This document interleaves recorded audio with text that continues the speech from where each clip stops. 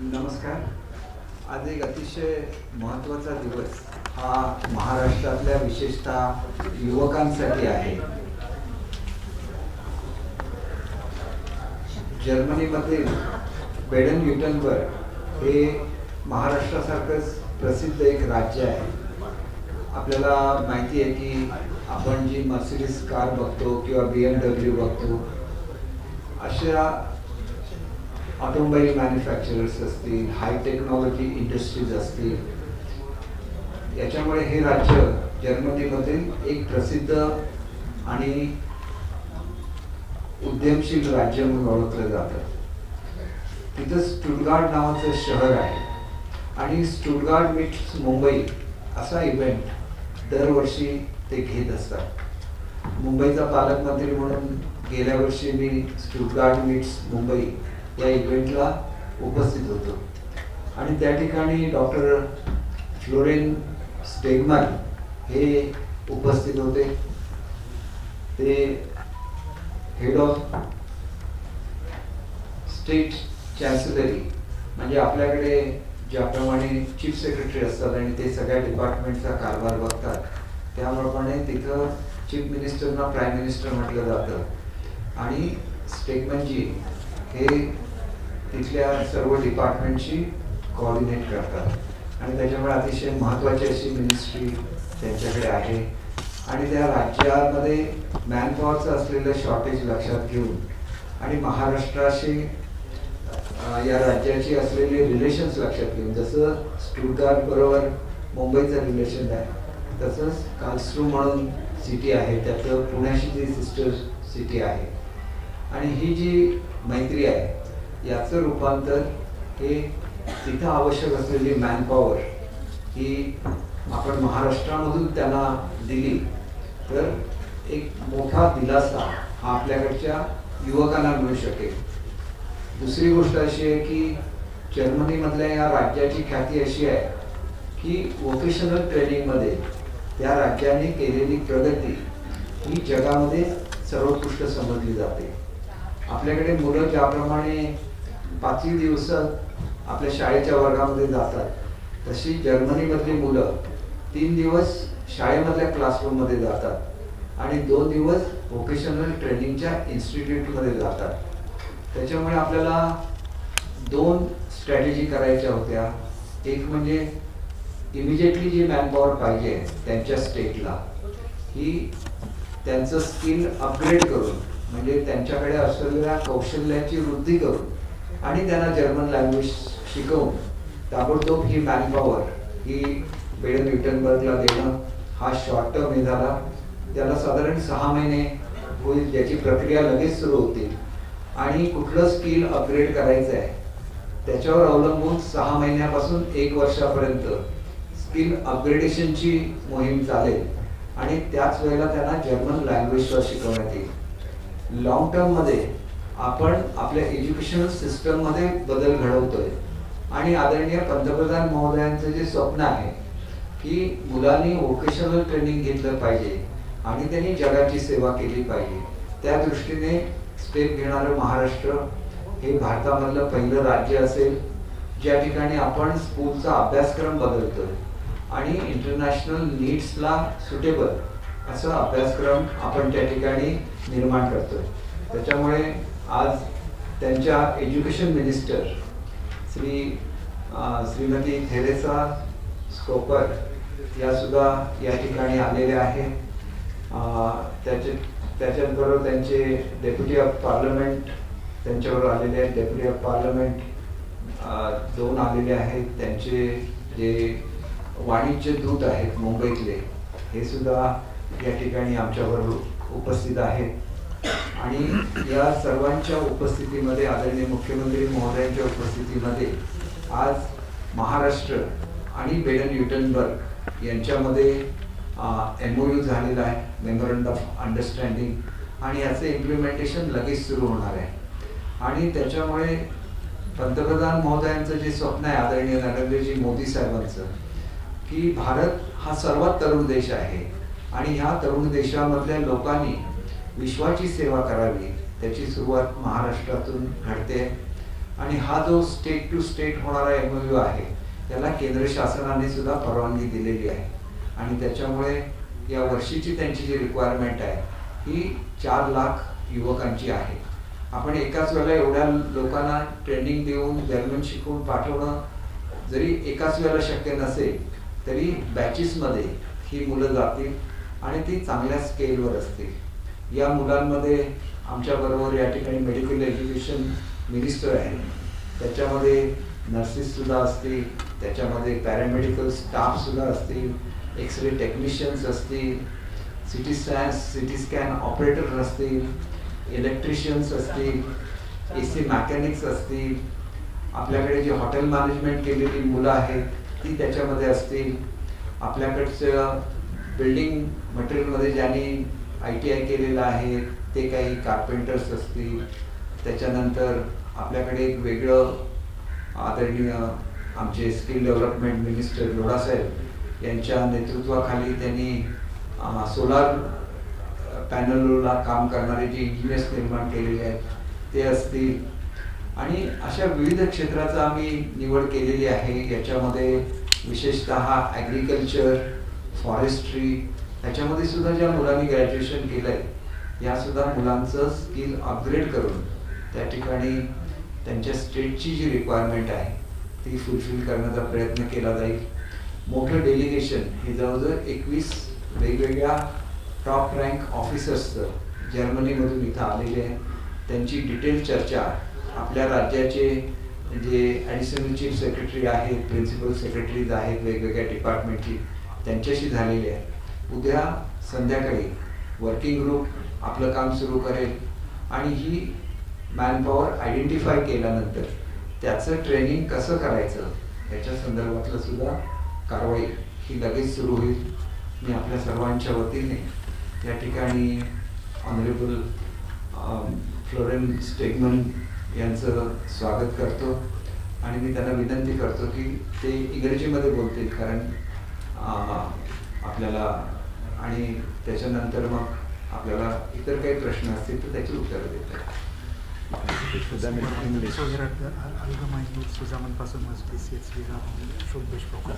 That we have entered into an English. Thank you very much. Dear Honorable Ministers, dear colleague Minister of Education, Teresa Schopper, and dear Consul General, ladies and gentlemen, we are very happy to be back in Maharashtra, Mumbai. Thank you very much for your hospitality and for the great engagement. We had a wonderful and fruitful discussion with the cabinet, and we are sure Baden-Württemberg and Maharashtra, we are the powerhouses of our countries. Maharashtra of India and Baden-Württemberg of Germany. So we are equal partners. We have many similarities. We have strong manufacturers and we have life science. So we are best partners. So we have signed a partnership in 2015 and we have a representative office established in 2017, and since that we have met quite a lot and we have done a lot of progress in working together in all these fields you just mentioned. And we share the same challenges, but in a different way, because Maharashtra, you have a surplus of well-educated and skilled workers, and Baden-Württemberg has, unfortunately, a lack of shortage of skilled workers. So we can solve our challenges and problems if we work together. And so this cooperation is very important for us because it's a win-win situation for both of our states.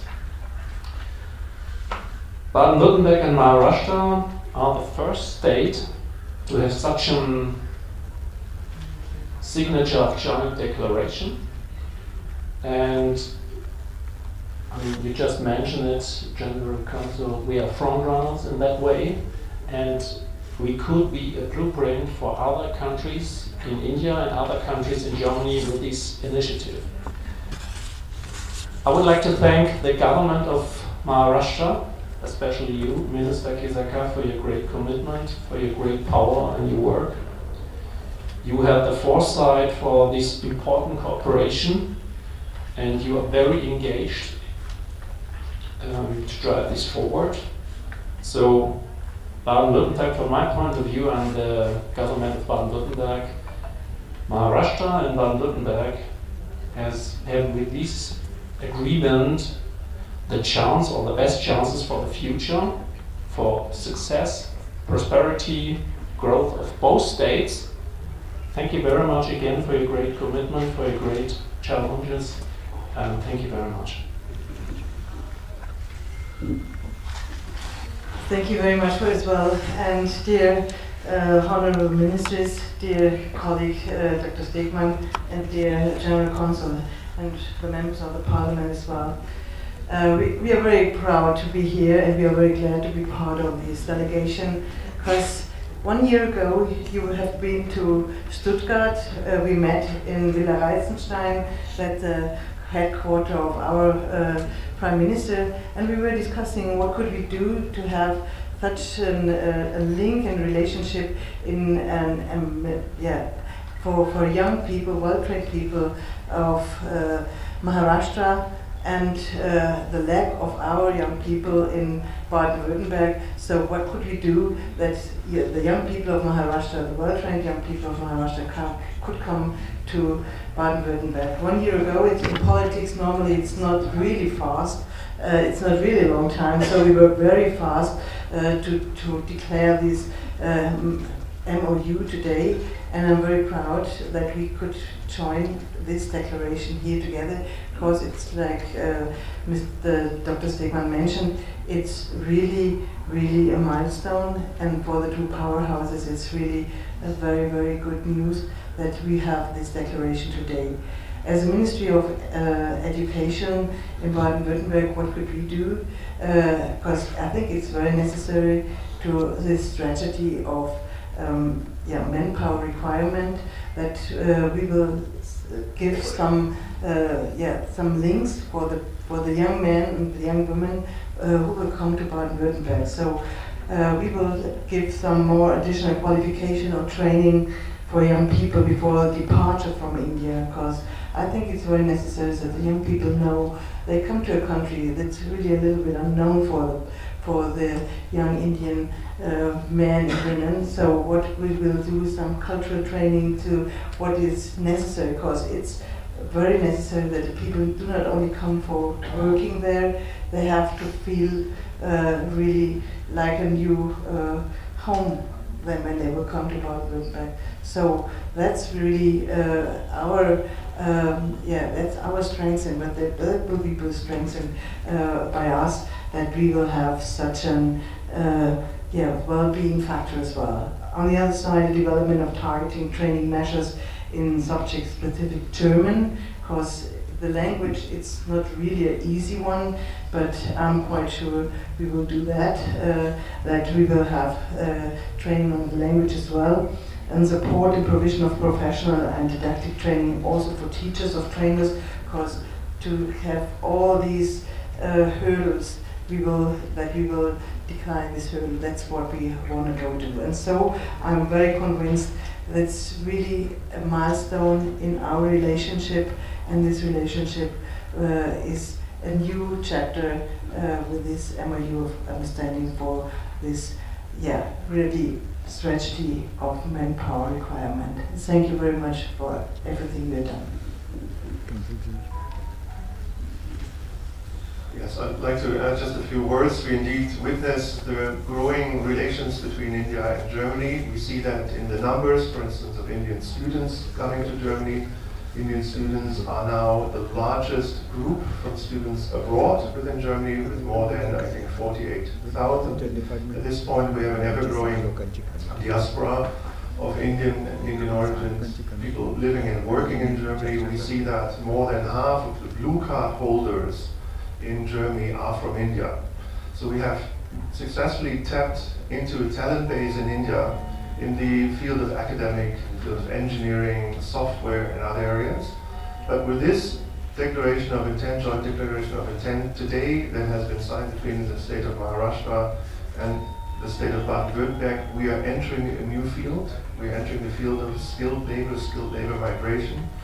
And this is a situation indeed where there is a need in Germany to fill vacant professions, vacant postings, and to bring in labor from Maharashtra.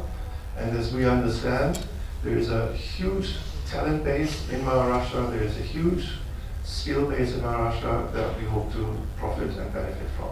So thank you so much, Minister Kisaka, for being the driving force behind this.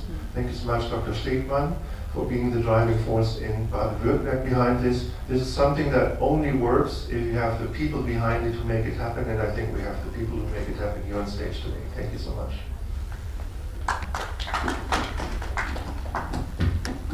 आपल्याबरोबर वैद्यकीय शिक्षण मंत्री आदरणीय आशिष मुश्रीफ साहेब आहेत.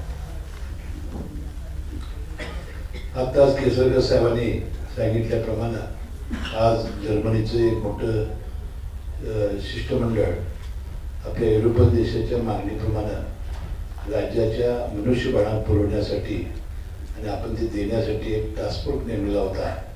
त्यामध्ये शालेय शिक्षण, वैद्यकीय शिक्षण, उच्च तंत्र शिक्षण, कृषी, उद्योग, कामगार आणि कौशल्य विकास या 6 मंत्र्यांचा यामध्ये समावेश होता. केसरकर साहेब या समितीचे अध्यक्ष आहेत आणि आज जो MOU झाला त्यामध्ये आमचं विभाग जो आहे त्यामध्ये nursing staff, paramedical staff, x-ray technician, doctors हा जो सगळा जो मनुष्यबळ आहे तो पुरवण्यासाठी आणि जर्मन सरकारबरोबर जो आज MOU झाला त्यामध्ये आम्ही सगळ्याच विभागाच्या सगळ्या मंत्र्यांनी आम्ही आपल्याला जे लागेल ते मनुष्यबळ आम्ही पुरवू. त्यांना शिक्षित करणं, त्यांना ट्रेनिंग देणं आणि जर्मन शिकवणं या सगळ्या गोष्टी ते करणार आहेत. आणि जवळजवळ 4 लाख लोक त्यांना वर्षभरामध्ये दरवर्षी पाहिजे आहेत. मला वाटतं एवढी मोठी जर आपण काम करू शकलो तर तरुणांच्या जीवनामध्ये चांगलं काम आपलं युतीचं सरकार करेल असं मला वाटतंय. देशाचे प्रधानमंत्री नरेंद्र मोदी साहेबांचा जो आग्रह आहे की कौशल्य विकास आणि त्यामधून रोजगार आणि मला वाटतं यामध्ये उचललेलं महाराष्ट्र राज्याने एक महत्त्वपूर्ण पाऊल आहे. जर्मनच्या या राज्याने जो एक महत्त्वपूर्ण करार केला त्याला मी मनपूर्वक शुभेच्छा देतो. हा करार होण्यामागे मुंबईचा सुद्धा फार मोठा रोल आहे. कारण माझी भेट आणि स्टेगमन साहेबांची भेट ही मी मुंबईचा पालकमंत्री असल्यामुळे होऊ शकली आणि त्याच्यामधून ही पुढची सगळी डेव्हलपमेंट झाली. त्याच्यामुळे निश्चितपणे मुंबईकरांना आणि विशेषतः मुंबईमधली जी तरुण पिढी आहे त्यांना रोजगार निर्माण करण्यामध्ये हा MOU खूप मोठी या ठिकाणी कामगिरी करणार आहे. परंतु मला मुंबईच्या विशेषतः युवकांना सांगावंसं वाटतं की आपण लवकरच एक सेंटर ऑफ एक्सलन्स वरळीला उभारतोय. आज उद्या त्याचं टेंडरसुद्धा होईल आणि ही जी 18 मजल्याची बिल्डिंग असेल त्याच्यामध्ये युरोपियन देशांना लागणाऱ्या टेक्नॉलॉजीज आणि युरोपियन लँग्वेज शिकवणं हे त्याच्यामधून घडणार आहे. आणि त्याच्यामुळे ही जे सेंटर ऑफ एक्सलन्स असेल त्याचा उपयोग पुढच्या काळामध्ये खूप होणार आहे. तोपर्यंतच्या काळामध्ये आमच्या इंडस्ट्रीज डिपार्टमेंटने असं एक सेंटर हे नवी मुंबईला प्रस्थापित केलेलं आहे. आमच्या स्किल डेव्हलपमेंट डिपार्टमेंटने विद्याविहारला केलेलं आहे. आणि याच्या व्यतिरिक्त आदरणीय आमचे उच्च आणि तंत्र शिक्षण मंत्री चंद्रकांत दादा पाटील यांनी त्यांच्या अखत्यारीमध्ये येणाऱ्या सर्व पॉलिटेक्निक्स आणि सर्व इंजिनिअरिंग कॉलेजेसमध्ये या मुलांचं स्किल अपग्रेड करण्याची व्यवस्था केलेली आहे. त्याच्यामुळे ही प्रक्रिया ताबडतोब सुरू होते आहे आणि ही प्रक्रिया ताबडतोब सुरू झाल्यामुळे असंख्य मराठी युवकांना रोजगाराची संधी उपलब्ध होणार आहे. आणि लवकरच म्हणजे उद्याच आमची वर्किंग ग्रुपची मीटिंग होईल आणि वर्किंग ग्रुपची मीटिंग झाल्यानंतर याच्यामधल्या ज्या टेक्निकल बाबी असतील, कुठे अर्ज करायचा, कसं सिलेक्शन होईल, त्या सगळं डिसाईड केलं जाईल आणि त्याप्रमाणे ह्या प्रक्रियेला सुरुवात होईल. हे आदरणीय मोदी साहेबांच्या नेतृत्वाखाली जे एक इनिशिएटिव्ह स्किल डेव्हलपमेंटचा जवळजवळ 7-8 वर्षापूर्वी घेण्यात आलेला होता त्याचं खऱ्या अर्थाने हे यश आहे. आणि महाराष्ट्राचं जे डबल इंजिन सरकार आहे या ठिकाणी आमचे मुख्यमंत्री एकनाथजी शिंदे साहेब सर्व शिष्टमंडळाला भेटले, त्यांच्याशी त्यांनी इंटरॅक्शन केलं. आमचे दोन्ही उपमुख्यमंत्री सुद्धा या संपूर्ण प्रक्रियेमध्ये सुरुवातीपासून सहभागी आहे. महाराष्ट्र राज्य युवकांचं कल्याण करण्यामध्ये आणि युवकांना रोजगार मिळवून देण्यामध्ये अग्रेसर राहील याची मला खात्री आहे. मी मनापासून बेडन न्यूटनबर्गहून आलेल्या सर्व सहकाऱ्यांचं, स्टेटमेंट जे आहे त्यांच्या एज्युकेशन मिनिस्टर आहे, तिथले काउन्सिल जनरल आहे, तिथलं जे पार्लमेंट असतील त्या पार्लमेंटचे सदस्य इथं आलेले आहेत, त्यांचं मी वेलकम करतो. हाय पॉवर डेलिगेशनमध्ये त्यांच्या प्रत्येक डिपार्टमेंटचे महत्त्वाचे अधिकारी हे या शिष्टमंडळाचा भाग आहे. सर्वांचं मी पुन्हा एकदा मुंबईमध्ये महाराष्ट्रामध्ये स्वागत करतो, त्यांचे आभार मानतो आणि एका चांगल्या कामाला महाराष्ट्रामध्ये सुरुवात झालेली आहे त्याच्याबद्दल महाराष्ट्रातील सर्व युवकांना सुद्धा मनापासून मुख्यमंत्री उपमुख्यमंत्री महोदयांच्या वतीने हार्दिक शुभेच्छा देतो. धन्यवाद. केसरकर साहेब, एक प्रश्न आहे. स्किल मॅन पॉवर पुरवताना या युवकांना जर्मनीचा विजा किती वर्षासाठी देणार आहे याच्या संदर्भात? याच्यामध्ये असं आहे की जर्मनीने आपल्या विजाच्या प्रोसिजर आहेत त्या खूप रिलॅक्स केलेल्या आहेत आणि त्याच्यामुळे जी मॅनपॉवर तिथे घेऊन जाणार आहेत त्यांना आपल्या स्पाउसेसना, म्हणजे त्यांची तो नवरा असेल तर त्यांच्या बायकोला त्यांना तिथे नेता येईल आणि ठराविक वर्ष पूर्ण केल्यानंतर त्यांना तिथली सिटिझनशिप सुद्धा मिळू शकेल. पण हे ऑप्शनल आहे, ज्याला घ्यायचं ते घेऊ शकतात. परंतु हे स्टेट टू स्टेट करार असल्यामुळे आणि ह्याला केंद्र शासनाची मान्यता असल्यामुळे, आम्ही केंद्र शासनाची मान्यता आमच्या कराराला घेतलेली आहे आणि त्याच्यामुळे एक चांगली सुरुवात आणि चांगलं फ्युचर हे आपल्या युवकांना मिळू शकेल. ज्यांना परमनंटली राहायचं आहे ते तिथं राहू शकतात, ज्यांना 5 वर्ष 10 वर्ष 20 वर्ष राहून परत यायचं आहे तो सुद्धा त्यांचं ऑप्शन आहे. परंतु ही सर्व काळजी ही स्टेट टू स्टेटमधून घेतली जाणार आणि स्टेट एकदा ज्यावेळेला स्टेट इनिशिएटिव्ह घेतं त्यावेळेला त्यांना कोणी फसवू शकणार नाही. त्या ठिकाणी ऑनरेबल स्टेटमेंटजीने त्या ठिकाणी वेगवेगळे जसे आपल्याकडे काउंटर्स ऑफिसेस उघडण्यात येणार आहे तशी तिथं सुद्धा ऑफिसेस ते उघडणार आहेत. I am telling them that you are going to establish offices for the people who will be coming to bed Newtonberg to give them all the facilities. म्हणून त्यांचे जे राईट्स आहेत त्यांना ते सगळं स्टेट त्याची काळजी घेणार आहे आणि त्याच्या म्हणून तो हा स्टेट टू स्टेट होणारा पहिला करार आहे. नाहीतर अनेक एजंटच्या माध्यमातून लोक परदेशामध्ये जातच असतात पण त्यांना सिक्युरिटी नसते, त्यांना जॉबची सिक्युरिटी नसते. इथे एक वेगळ्या तऱ्हेचा करार पहिल्यांदाच झाला आहे की ज्याच्यामध्ये त्यांना मॅनपॉवरची गरज आहे.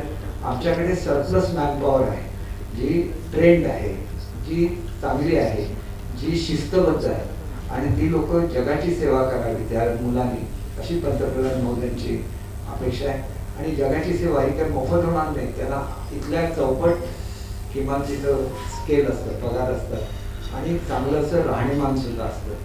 त्याच्यामुळे युरोपियन देशामध्ये जाण्याचं आणि त्याच्यामध्ये सुद्धा वैशिष्ट्य असं आहे की जर्मनी ही जगातली 3rd लार्जेस्ट इकॉनॉमी आहे आणि पूर्वी ती 4th लार्जेस्ट इकॉनॉमी होती. आता जपानला मागे टाकून जर्मनी 3ऱ्या नंबरला गेलेला आहे. त्याच्यामुळे एका संपन्न अशा देशामध्ये आपली मुलं जात आहेत आणि भारत ही सुद्धा आता 5वी इकॉनॉमी आहे. त्याच्यामुळे आपण आणि मोदी साहेबांचे जर्मनीशी असलेले रिलेशन आणि त्याच्यामुळे हे करणं आम्हाला सुलभ झालं. धन्यवाद. साहेब, आपल्याकडे शालेय शिक्षण विभाग आहे. 12वी पर्यंत काही 1-2 अत्यंत महत्त्वाचे व्यवसाय शिक्षण पण आपल्याकडे आहे. परंतु त्याकडे मुलांचा कल खूप कमी आहे. तर जर्मनीच्या पार्श्वभूमीवर त्या अभ्यासक्रमात बदल करून काही नवीन संधी देता येईल? एक्झॅक्टली आमचा जो करार झालाय हा फक्त स्किल डेव्हलपमेंटचा करार नाही आहे. याच्यामध्ये एज्युकेशनमध्ये वोकेशनल ट्रेनिंग आणणं हा त्या कराराचा एक भाग आहे. त्याच्यामुळे त्यांच्याकडची जी सिस्टम आहे एज्युकेशनची सेम सिस्टम आपण इथे अडॉप्ट करतोय आणि ह्या मुलांना 4 वर्षाचं ट्रेनिंग झाल्यानंतर 12वी नंतर ते थेट जर्मनीला जाऊ शकतात. जसं आपण हिंदुस्तान कॉम्प्युटर लिमिटेड बरोबर करार केलेला आहे की 15,000 मुलांना थेट जॉब्स हे हिंदुस्तान कॉम्प्युटर लिमिटेड देणार आहे. त्याप्रमाणे ही जी ट्रेंड मुलं असतील यांना थेट जर्मनीमध्ये त्या ठिकाणी जॉब मिळत असल्यामुळे पूर्वीसारखी परिस्थिती आता महाराष्ट्रामध्ये राहणार नाही. मुलांचा मोठ्या प्रमाणात ओढा हा व्होकेशनल ट्रेनिंगकडे येईल आणि व्होकेशनल ट्रेनिंगचे आम्ही जे सेंटर्स एस्टॅब्लिश करू त्याच्यामध्ये सुद्धा बेडन-व्हिटनबर्गच्या एज्युकेशन डिपार्टमेंटचं सहकार्य घेतलं जाईल आणि त्यांना आवश्यक असं ट्रेनिंग हे तिथं दिलं जाईल जेणेकरून ते ट्रेनिंग भारतामध्ये सुद्धा उपयोगी येईल आणि जर्मनीमध्ये सुद्धा जॉब करण्यासाठी त्यांना त्याचा उपयोग होईल.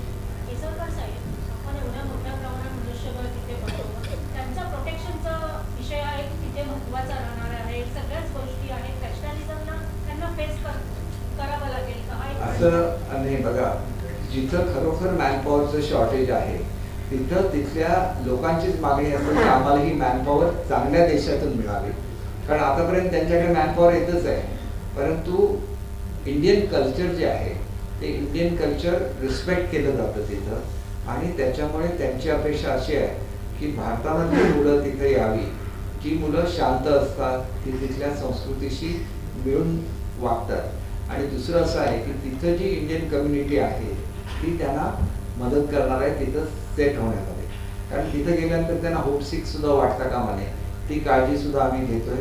त्या दृष्टीने वेगवेगळ्या महाराष्ट्रातल्या ज्या संस्था बेडन-व्हिटनबर्गमध्ये सेटल झालेल्या आहेत त्यांची सुद्धा मदत आम्ही याच्यामध्ये घेतोय. एकाला काही 4 लाख म्हणजे 4 लाख जाऊ शकत नाही, कारण तेवढं मॅनपॉवर ट्रेन करणं वगैरे एकाला शक्य नसतं. परंतु हे मोठ्या स्केलवर आहे, याला महत्त्व आहे आणि मोठ्या स्केलवर होत असताना गव्हर्नमेंट त्याला प्रोटेक्ट करतं हे सुद्धा महत्त्वाचं आहे. आणि त्याच्यामुळे भारताबरोबरच करार का, तर अनेक वर्ष ह्या पार्टनरशिप चालत आलेल्या आहेत. महाराष्ट्र आणि बेडन-व्हिटनबर्ग त्यांच्या अनेक कंपन्या महाराष्ट्रामध्ये आहेत आणि त्यांनी जसं आपल्याला सांगितलं की 2015 त्यांनी पुण्याला ऑफिस सुरू केलं महाराष्ट्राशी कोऑपरेट करण्यासाठी आणि त्याच्यामुळे ही एक परंपरा आहे आणि ह्या परंपरेमुळे भारतीय मुलांना आणि विशेषतः महाराष्ट्रातल्या मुलांना तिथं स्वागत करण्यासाठी तिथली लोक इच्छुक नाही. याच्यामध्ये असं आहे की हे सगळं उद्या वर्किंग ग्रुपची मीटिंग होईल आणि त्याच्यामध्ये आम्ही गव्हर्नमेंट मशिनरीमधूनच हे सगळे ऍप्लिकेशन घेऊ. निवड प्रक्रियेसाठी त्यांच्या ज्या कंपन्या तिथल्या आहेत त्यांचे रिप्रेझेंटेटिव्ह इथे येतील, परंतु निवड झाल्यानंतर त्यांचं ट्रेनिंग महाराष्ट्रामध्येच करू, ते पूर्ण ट्रेन झाल्यानंतर त्यांना जर्मनीमध्ये पाठवलं जाईल. त्याच्यामुळे तिथं रिजेक्ट होऊन परत येण्याचा प्रश्न उद्भवतो. तर इतर राजकीय मुद्द्यांवरती तुम्हाला प्रश्न विचारायचा आहे. जरांगे पाटील मुंबईच्या दिशेने निघाले आहेत आणि उपमुख्यमंत्री देवेंद्र फडणवीस सरकारवरती आपण बोलतोय जे काय घडतंय त्यासाठी आणि त्या ठिकाणी त्यांनी शिवराळ भाषेचा देखील वापर केलाय. त्यांनी गंभीर आरोप केलाय. एक गोष्ट अशी मी एका त्यांचं उत्तर देतो. बघा असं आहे की याची नोंद ही मराठा समाजाने घेतली पाहिजे, कारण मराठा समाजाने जी आंदोलनं केली त्याची जगामध्ये कौतुक झालं, लाखोचे मोर्चे, परंतु कुठलाही हिंसाचार नाही. आज मराठा समाजाची फार मोठी मागणी मान्य झाली असताना की मराठा समाजाला 10% आरक्षण दिलं, सगळा मराठा समाज खुश आहे. मुद्दा कुठला राहिलेला होता की मराठी समाजामध्ये ज्यांच्याकडे कुणबी दाखले आहे त्यांना सर्टिफिकेट मिळायला सुरुवात झालेली आहे. त्यांचा मुद्दा जो सगळे सोयरे या शब्दापुरता मर्यादित आहे, त्याच्या संदर्भात सुद्धा नोटिफिकेशन काढलेलं आहे. नोटिफिकेशनची जी लिगल पूर्तता असते त्याला जी पूर्तता करायला लागते ते करण्याएवढी तर सवड दिली पाहिजे. म्हणून मराठा समाजामधले ज्येष्ठ लोकांनी त्यांना व्यवस्थित बसून समजावून सांगितलं पाहिजे की तुम्ही हे करताय हे चुकीचं आहे, कारण तुमच्या मागण्या तर मान्य झालेल्या आहेत. आज कुणबी सर्टिफिकेट द्यायला सुरुवात झालेली आहे. मराठवाड्यामध्ये अजिबात कुणबी सर्टिफिकेट मिळत नव्हती, आता मिळायला सुरुवात झालेली आहे. फक्त त्यांचं जे म्हणणं आहे की सगळे सोयरे असतील तर त्यांचं सुद्धा चेकिंग करून त्यांना सुद्धा सर्टिफिकेट घ्या, ते सुद्धा नोटिफिकेशन काढलंय. पण ऑब्जेक्शन एवढ्या मोठ्या प्रमाणात आल्यानंतर ऑब्जेक्शनला उत्तर सुद्धा द्यायला लागतं. ऑब्जेक्शन ओव्हररूल करता येतात, परंतु त्याची कॉग्निजन्स तर गव्हर्नमेंटला घ्यायला लागतं ना. त्याच्यामुळे 15 दिवस 1 महिना जाणार, तेवढी तर वाट बघितली पाहिजे. आणि म्हणून मला असं वाटतं की त्यांनी संयमाने परिस्थिती हाताळावी. याच्यामध्ये उपमुख्यमंत्री महोदयांचा नेहमीच व्ह्यू हा मराठा समाजाला त्या ठिकाणी पाठिंबा देणाराच राहिलेला आहे. पहिलं जे आरक्षण हायकोर्टामध्ये टिकलं, सुप्रीम कोर्टामध्ये टिकू शकलं ते त्यांनीच दिलेलं होतं. आता आपण जवळजवळ रेकॉर्ड ब्रेक, आमच्या तर मुख्यमंत्री महोदयांनी एक वर्ल्ड रेकॉर्ड तयार केला की 2.5 कोटी लोकांचं सर्वे हा त्यांनी फक्त 15 दिवसामध्ये पूर्ण केला. असं जगामध्ये कुठेही झालेलं नाही. त्याच्यामुळे आपली केस मजबूत आहे, हे टिकणारं आरक्षण आहे, ते टिकेल याची आम्हाला 100% खात्री आहे. आणि त्याच्यामुळे मनोज दादांनी सुद्धा आता आंदोलनं कमी करून स्वतःच्या तब्येतीची काळजी घ्यावी आणि त्यांच्या मनामध्ये कुठेही उपमुख्यमंत्री महोदयांच्याबद्दल गैरसमज असेल तर त्यांनी तो आपल्या मनातून काढून टाकावा अशी माझी त्यांना नम्र विनंती. नाही बघा कोणीतरी त्यांचं मन कलुषित केलं असेल त्यांची समजूत काढण्याची गरज आहे. मला आता कॅबिनेटला गेलं पाहिजे, कॅबिनेट सुरू आहे.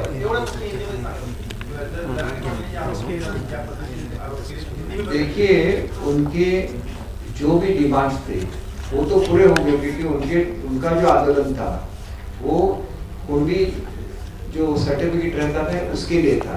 उससे आगे जाके एक परमानेंट आरक्षण पूरे मराठा समाज को दिया गया. उनकी तो मांग पूरी हो गई और उससे भी ज्यादा कुछ मिला है. तो एक क्षण ऐसा है कि जिसके बारे में सबको खुशी होनी चाहिए. अगर उनके मन में कोई डाउट है तो उसको निकाला जाएगा.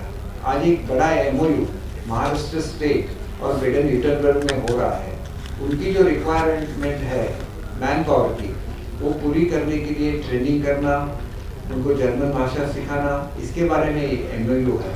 और एक बड़े पैमाने पे जो महाराष्ट्र के युवा है उनको नौकरी मिलने का ये समझौता है और उनकी जो रिक्वायरमेंट है वो पूरी करने की कैपेसिटी इस स्टेट में है. इसलिए ये MOU हो रहा है. इसीलिए जर्मन डेलीगेशन जो आया हुआ है, मिसेस स्टेगमैन है, उनके एजुकेशन मिनिस्टर है, सबका मैं स्वागत करता हूँ. और ये एक बड़ा इनिशिएटिव है जो महाराष्ट्र स्टेट और बेडन यूटनबर्ग में हो रहा है. इसके लिए भी मैं उनका अभिनंदन करता हूँ, उनका स्वागत करता हूँ. ABP माझा, उघडा डोळे बघा नीट.